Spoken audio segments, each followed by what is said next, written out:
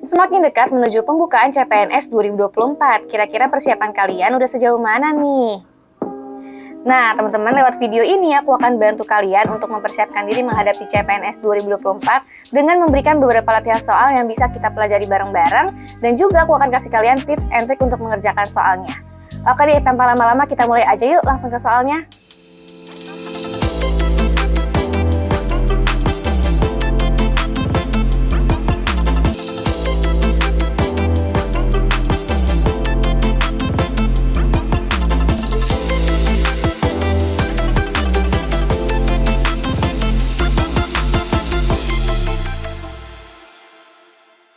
Assalamualaikum warahmatullahi wabarakatuh.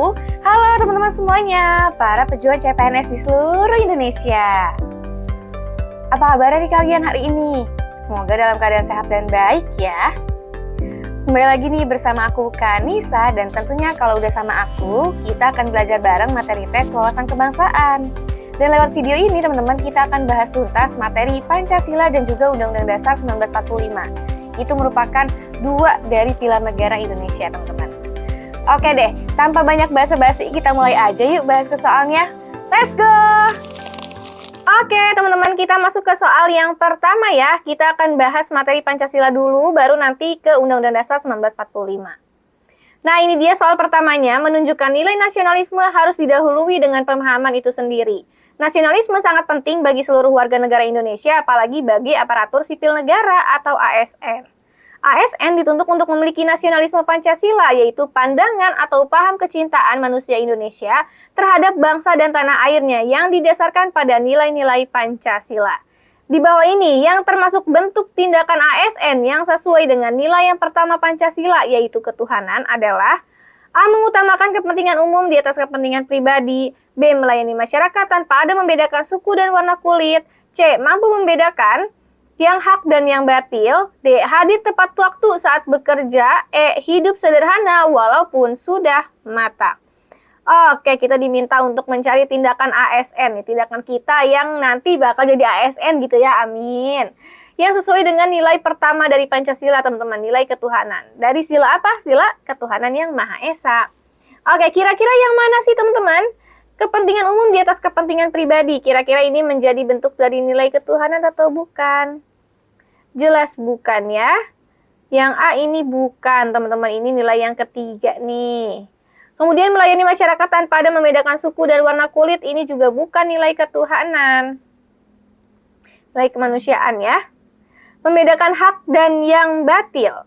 Nah, ini adalah menjadi bentuk dari nilai ketuhanan, teman-teman. Di sini kita bisa membedakan mana hak, dan juga mana yang batil. Jadi jelas banget yang C ya. Hadir tepat waktu saat bekerja juga bukan nilai ketuhanan, bukan terkait dengan antara hubungan manusia dengan Tuhannya. Dan hidup sederhana walaupun sudah mapan juga bukan merupakan nilai ketuhanan, tapi ini adalah nilai keadilan. Atau sila yang kelima. Jadi untuk soal ini, nilai ketuhanan yang ada di sila pertama dicerminkan di opsi yang C. Cicak.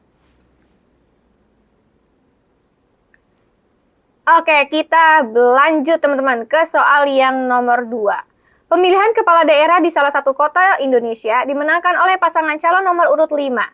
Dika sebagai pendukung pasangan calon nomor urut 4 merasa kecewa dan tidak bisa menerima hal tersebut. Ia bahkan merasa tidak percaya kepada panitia pemilihan dan menganggap adanya kecurangan. Sikap yang ditunjukkan Dika merupakan salah satu perlawanan dari pengamalan Pancasila yang terdapat pada sila keberapa? Sila kelima, sila keempat, sila ketiga, sila kedua, sila yang pertama. Oke teman-teman, di sini kita pahami ada kondisi apa sih? Ada kondisi dari ini kan ya, pilkada teman-teman. Pilkada, kemudian apa nih? Ada yang merasa kecewa karena kalah pasangan calon yang dia dukungnya. Dan apa? Menganggap itu adalah kecurangan. Jelas banget teman-teman, terkait dengan pilkada, itu adalah bentuk dari kehidupan demokrasi kan ya di negara Indonesia. Terkait dengan hal ini teman-teman, jelas banget itu merupakan bentuk dari nilai-nilai kerakyatan. Ya, di dalamnya itu terkait dengan kehidupan demokrasi itu adalah bentuk dari nilai-nilai kerakyatan atau sila yang keempat teman-teman. Nah, di sini Dika yang menjadi pendukung pasangan calon nomor urut 4 ini jelas banget dia melawan dari pengamalan Pancasila sila keempat tersebut. Karena apa, teman-teman? Karena semestinya kita sebagai warga negara, kalau sesuai dengan sila yang keempat, kita harus mampu nih untuk menghormati dan juga menjunjung tinggi setiap keputusan yang dicapai sebagai hasil dari musyawarah. Jadi kita tidak boleh menolak, apalagi sampai kita punya ada pikiran kalau pilkada tersebut curang, teman-teman. Karena hal itu adalah apa? Adalah keputusan yang memang sudah dicapai secara bersama-sama. Dan juga teman-teman, di salah satu pengamalan sila keempat itu ada salah satu butir pengamalannya memberikan kepercayaan kepada wakil-wakil yang dipercayai untuk melaksanakan permusyawaratan ya teman-teman ya. Jadi ada wakil rakyat yang kita percayai untuk mewakilkan kita dalam menjalankan permusyawaratan. Jadi jelas banget yang dilakukan oleh Dika ini melanggar atau melawan dari sila yang keempat Pancasila. Kerakyatan yang dipimpin oleh hikmat kebijaksanaan dalam permusyawaratan perwakilan. Oke teman-teman, kita lanjut ke soal yang nomor 3. Seorang siswa bernama Kiko sedang berdiskusi dengan teman-temannya di kelas tentang pentingnya nilai-nilai Pancasila dalam kehidupan sehari-hari. Salah satu teman Kiko, yaitu Budi, berpendapat bahwa Pancasila hanya berlaku di ranah politik dan pemerintahan saja, tidak relevan dalam kehidupan sehari-hari. Bagaimana tanggapan yang tepat dari Kiko? A. Pancasila memang hanya relevan dalam politik dan pemerintahan dan tidak berpengaruh pada kehidupan sehari-hari. B. Saya setuju nih dengan Budi. Pancasila hanya berlaku di ranah politik dan pemerintahan. C. Pancasila relevan dalam kehidupan sehari-hari karena mencakup prinsip-prinsip moral dan sosial yang harus dihayati oleh warga negara. D. Pancasila hanya penting dalam situasi-situasi khusus, tidak sehari-hari. E. Saya tidak tahu, saya tidak pernah memikirkan hal ini sebelumnya. Oke, kita lihat ya di sini teman-teman. Ada siswa yang lagi berdiskusi tentang keberadaan Pancasila, pentingnya keberadaan Pancasila. Di mana salah satu temannya Budi ini menganggap kalau Pancasila ini cuma berlaku di ranah politik sama pemerintahan aja. Apa sih teman-teman yang perlu dilakukan oleh Kiko untuk merespon tanggapan tersebut nih, atau pernyataan tersebut? Apakah harus setuju? Memang relevan dalam politik pemerintahan? Jelas salah teman-teman. Kalau yang A ini berarti dia sama saja mendukung. Padahal Pancasila bukan cuma di ranah politik pemerintahan aja. Yang B, saya setuju. Nah, sama ini kurang lebih sama yang A ya teman-teman ya, yang B jadi kurang tepat. Yang C, nah Pancasila ini relevan dalam kehidupan sehari-hari karena mencakup prinsip moral dan sosial yang harus dihayati oleh warga negara.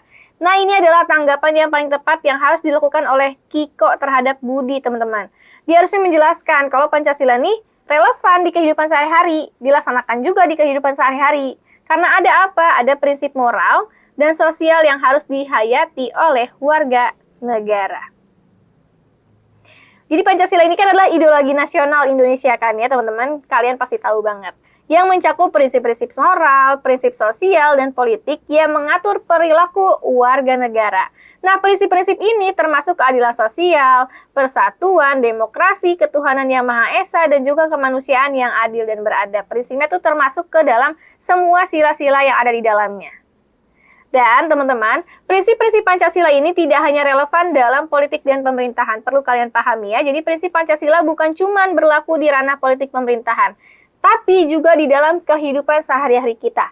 Di sekolah, di tempat kerja, di lingkungan masyarakat, bahkan di keluarga pun, di lingkup terkecil keluarga pun tuh Pancasila berlaku, teman-teman. Karena dengan menerapkan nilai-nilai Pancasila dalam kehidupan sehari-hari, maka kita bisa membantu untuk membangun sikap toleransi antar umat beragama, antar masyarakat, gotong royong, saling membantu, menghormati perbedaan, dan juga menjaga keadilan sosial. Jadi teman-teman di sini yang paling tepat, jadi jelas banget ya, yang C, Pancasila itu relevan dalam semua lini kehidupan sehari-hari, bukan cuma di politik pemerintahan aja, karena mencakup prinsip moral dan sosial yang harus dihayati oleh warga negara. Tunggu dulu teman-teman. Sebelum kita lanjut ke soal berikutnya, aku mau ajak kalian dulu nih untuk bantu channel ini agar terus berkembang dengan cara klik like video ini, kemudian subscribe, nyalakan notifikasi, dan juga jangan lupa untuk share videonya. Dan untuk kalian aku punya info penting nih, kalau tes CPNS kan sebentar lagi dimulai. Nah udah yakin nih kalian sudah maksimal persiapannya? Udah yakin juga kalau kalian udah siap menghadapi SKD nanti? Kalian harus mengerjakan TWK, TIU, dan juga TKP. Udah siap? Nah, buat kalian yang tahun ini mau berjuang ikutan CPNS 2024, lebih baik kalian bergabung bersama para pejuang CPNS lainnya di Akademi CPNS. Karena kami bisa bantu kalian untuk tingkatkan potensi kelulusan kalian di CPNS nanti.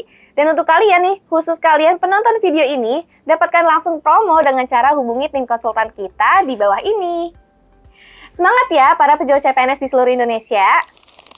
Oke teman-teman, kita lanjut ke soal berikutnya. Kita akan masuk ke materi Undang-Undang Dasar 1945. Warga negara adalah penduduk sebuah negara atau bangsa yang berdasarkan keturunan, tempat kelahiran, dan sebagainya mempunyai kewajiban dan hak penuh sebagai seorang warga dari negara itu. Kewajiban warga negara secara sederhana dapat diartikan sebagai segala sesuatu yang harus dilakukan oleh seorang warga negara dengan penuh tanggung jawab dan sesuai dengan peraturan perundang-undangan. Tindakan yang tidak termasuk kewajiban warga negara seperti yang diatur dalam Undang-Undang Dasar Negara Republik Indonesia tahun 1945 adalah A. Bekerja untuk memenuhi kebutuhan hidup, B. Menghormati hak asasi warga negara, C. Membayar pajak, D. Mendapat perlindungan hukum, E. Menggunakan bahasa Indonesia. Oke teman-teman di sini ya, warga negara tuh punya hak, punya kewajiban. Nah yang tidak termasuk kewajibannya tuh apa sih teman-teman? Bekerja untuk memenuhi kebutuhan hidup. Kira-kira ini kewajiban nggak? Kewajiban. Menghormati hak asasi warga negara atau HAM warga negara, kewajiban juga yang harus dilakukan. Membayar pajak juga jelas teman-teman ya. Ini menjadi kewajiban dari warga negara. Membayar pajak, apapun pajaknya. PPN, PPH, PBB, dan lain-lain sebagainya. Mendapat perlindungan hukum. Nah, ini adalah bukan bentuk dari kewajiban, teman-teman. Tapi ini apa? Ini adalah hak dari warga negara. Aduh, sorry ya. Ini adalah hak, bukan kewajiban. Kalau menggunakan bahasa Indonesia, ini adalah kewajiban ya. Jadi untuk soal ini jelas banget, teman-teman. Jawabannya itu adalah di opsi yang D. Nah, coba ini kan adalah sesuai dengan undang-undang. Kira-kira ada yang mau coba nggak? Ditulis di kolom komentar. Bekerja memenuhi kebutuhan hidup itu ada di pasal berapa, menghormati hak asasi itu di pasal berapa, membayar pajak di pasal berapa, menggunakan bahasa Indonesia di pasal berapa. Coba yuk, komen di kolom komentar ya teman-teman ya. Langsung aja masuk ke soal yang terakhir. Tring ting, nah ini dia ya teman-teman soal terakhir kita. Kasus korupsi merupakan bentuk pengingkaran terhadap salah satu kewajiban warga negara Indonesia, yaitu A. Membayar pajak, B. Mengikuti pendidikan dasar, C. Ikut serta dalam upaya bela negara, D. Menjunjung hukum dan pemerintahan, E. Menjunjung kesetaraan dalam peradilan. Oke, kasus korupsi. Korupsi itu adalah mengambil yang bukan haknya ya teman-teman untuk kepentingan diri dia sendiri, kekayaan diri dia sendiri ataupun orang lain. Nah, ini adalah bentuk pengingkaran teman-teman atau pelanggaran terhadap salah satu kewajiban warga negara. Nyambung ya kayak yang tadi ya, kita bahas tentang kewajiban dari warga negara. Yaitu dalam hal apa sih teman-teman kalau kasus korupsi? Apakah pengingkaran terhadap membayar pajak? Jelas salah. Pengingkaran dari membayar pajak ya dia nggak bayar pajak gitu ya, menunggak pajak. Kemudian mengikuti pendidikan dasar. Apakah bentuk pengingkarannya teman-teman? Enggak juga. Kalau bentuk pengingkarannya apa? Ya dia nggak sekolah, putus sekolah gitu ya. Atau dia tidak ingin bersekolah. Nah itu adalah bentuk pengingkaran terhadap kewajiban mengikuti pendidikan dasar. Ikut serta dalam upaya bela negara. Nah ini bentuk pengingkarannya seperti apa? Kita bisa sama aja kayak berkhianat atau kita tidak peduli kalau negara kita tuh lagi dalam kondisi ancaman gitu ya teman-teman. Tidak belajar PKN juga bisa atau kita berusaha kerjasama dengan negara lain gitu ya yang berusaha untuk mencari informasi penting tentang Indonesia. Ini tuh adalah bentuk pengingkaran dari bela negara. Menjunjung hukum dan pemerintahan. Nah ini dia teman-teman. Ini adalah bentuk pengingkaran dari menjunjung hukum dan pemerintahan sebagaimana yang ada di pasal 27 ayat 1 ya teman-teman. Menjunjung hukum dan pemerintahan itu dijelaskannya di dalam pasal 27 ayat 1. Jadi setiap warga negara memiliki kewajiban menjunjung tinggi hukum dan pemerintahan. Nah, korupsi ini jelas banget teman-teman, melanggar hukum dan pemerintahan. Karena apa? Karena korupsi kan biasanya mengambilnya uang negara ya teman-teman. Dan jelas banget itu akan merugikan keuangan negara dan juga masyarakat Indonesia. Yang harusnya uang negara itu digunakan untuk kepentingan bersama, ya, untuk kesejahteraan masyarakat, untuk program-program kesejahteraan masyarakat, tapi diambil untuk kepentingan diri dia sendiri, untuk kekayaan diri dia sendiri. Jelas banget, jadi ini dia bentuk pengingkaran terhadap menjunjung hukum dan pemerintahan. Atau jawabannya yang D, do. Nah, kalau teman-teman yang E, menjunjung kesetaraan dalam peradilan, ini biasanya hukum yang tumpul ke atas, tajamnya ke bawah. tidak setara, teman-teman ya. Oke, jadi udah untuk soal ini jelas ya, jawabannya itu di opsi yang D.